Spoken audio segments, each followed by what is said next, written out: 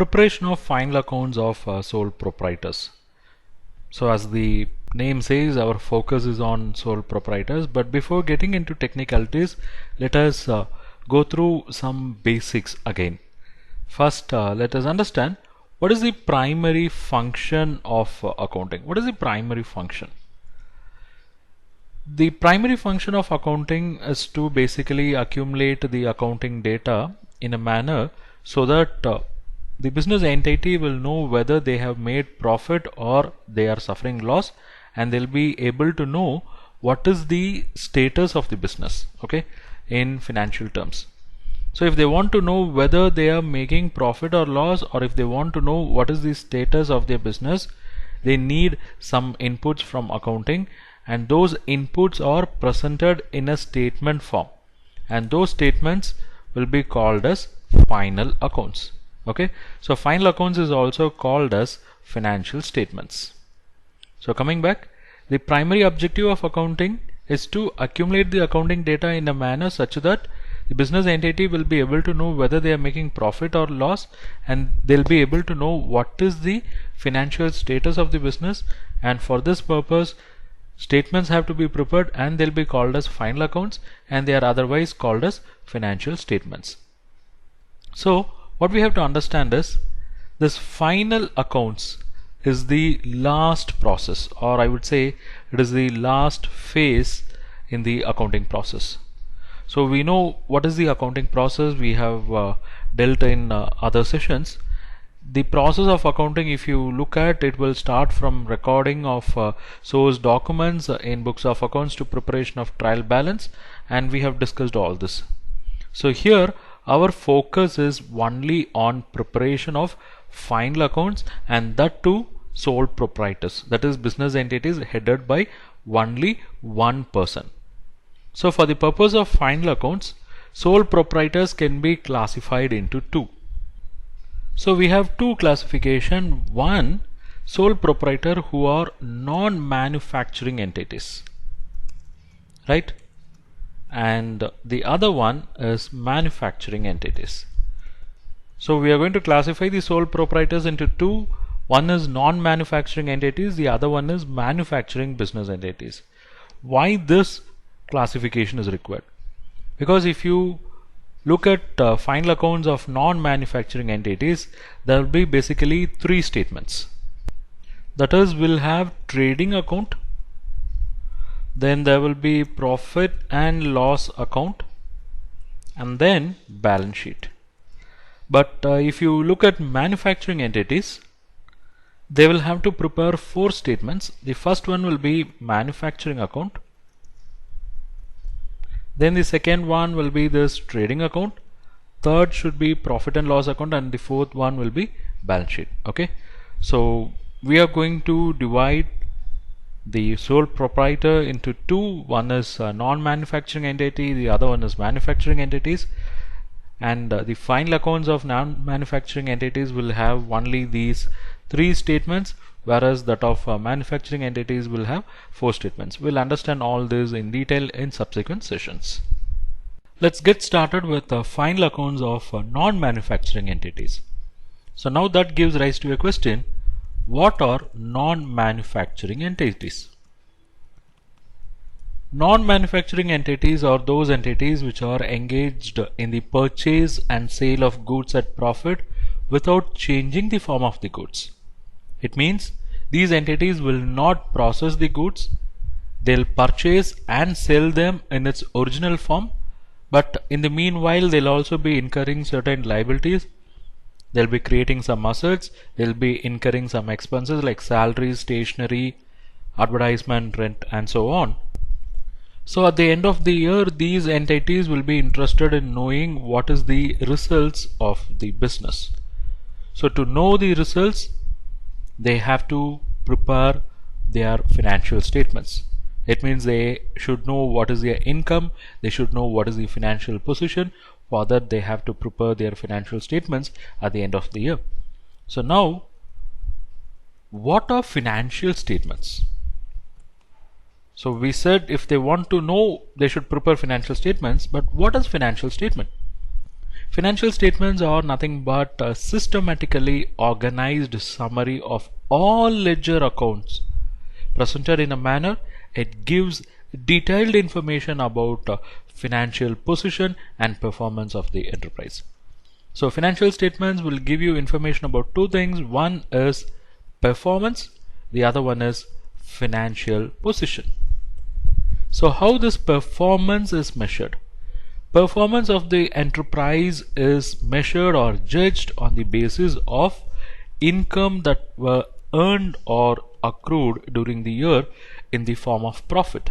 Okay, so the more focus is on profit.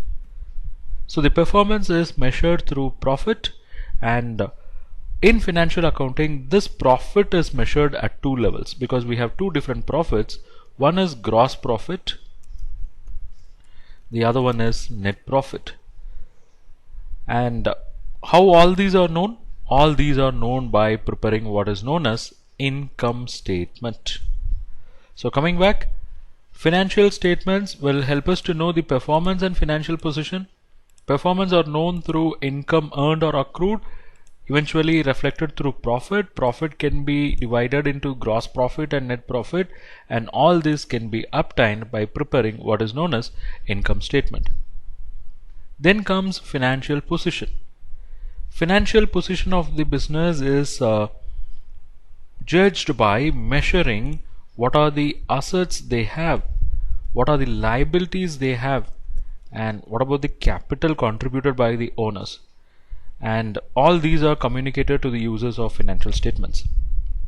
So this financial position of the enterprise can be known by preparing a statement called as position statement.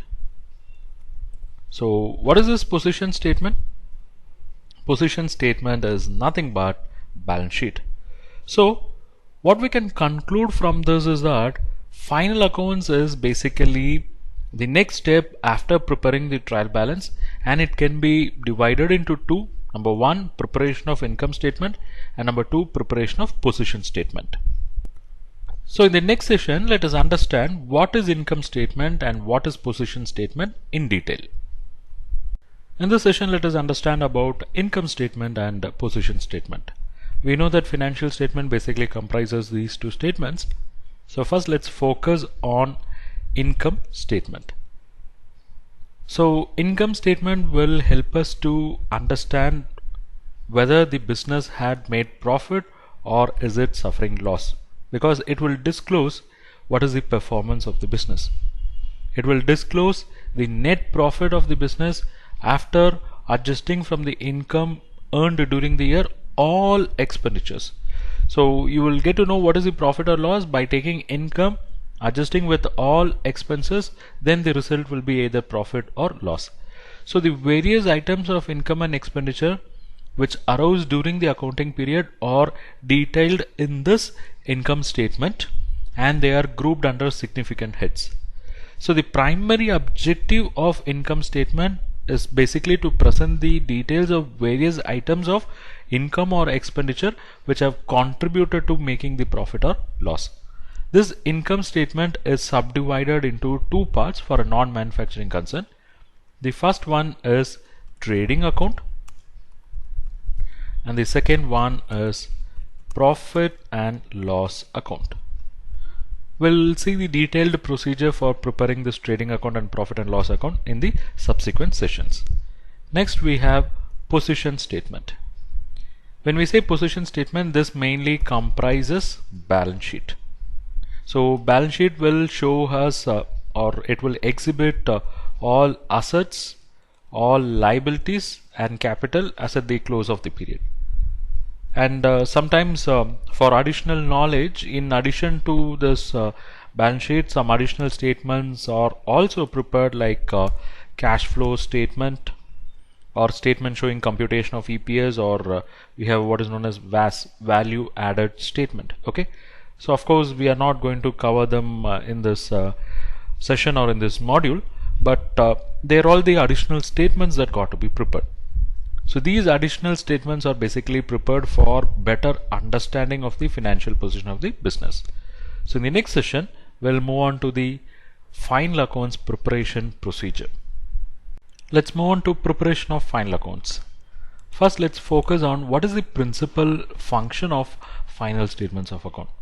It is basically to exhibit a true and fair view of profitability and financial position of the business. And in order to ensure that these statements are properly drawn up, it is essential a proper record of transactions entered into by business during a particular accounting period should be maintained. So there are certain basic principles regarding accumulation of accounting period of data. Okay, let's see one by one. Number one is there should be a distinction between capital and revenue, both for receipts and payments. Number two, income and expenses relating to a period should be separated from those of another period. So what is more important is different items of income and expenditure should be accumulated under significant heads, so we can disclose the sources from which capital has been procured and the nature of liabilities which are outstanding for payment. Then there are certain other key aspects that should be taken into consideration with regard to various items of income and expenditure accumulation. Number one is separation of business and personal expenses. Because we are preparing final statements of account to show the profitability of the business and not that of proprietor. Here the focus is on the profitability of the business. So it is essential that all personal income and expenditure should be separated from business income and expenditure. The next aspect is distinction should be made between capital and revenue for both receipts and expenditure. Different types of income and expenditure should be classified under separate heads. Assets should be included in balance sheet at a valuation arrived on the basis at which these are valued in the preceding year. Similarly, provision for income and expenses which have accrued not paid should be made by estimation or otherwise on the same basis as in the previous year. So here the focus is on distinction between capital and revenue and following the methods which were adopted in the previous year. Next, disclosure of material information. Every information which is considered as material, means very important for judging the profitability of the business or its financial position, should be disclosed. For example, if labor charges have increased on account of bonus have been paid to workmen, then the amount of bonus paid should be disclosed. Similarly, if some of the items of inventory are not readily saleable, then these should be valued at approximate sale price, and the basis of valuation and value of such inventory should be shown separately. Next is with regard to cutoff. I mean, for accounting or for statutory purposes, the record of transaction should be maintained continuously at the end of each accounting period. However, there should be cutoff for each and every year. So we'll have a year-end date. So anything falling beyond that will go to next year. So there should be a proper cutoff. Then we have something known as concluded transaction. That is, it should be ensured that only the effect of transactions which are concluded before the close of period of account has been adjusted in the accounts of the year. For example, when sale of goods is to take place only after goods have been inspected by the purchaser and inspection has not been made before the close of the year, then it will not be right to treat the goods as sales in the accounts of the year. So all these small aspects but very critical aspects have to be taken care of.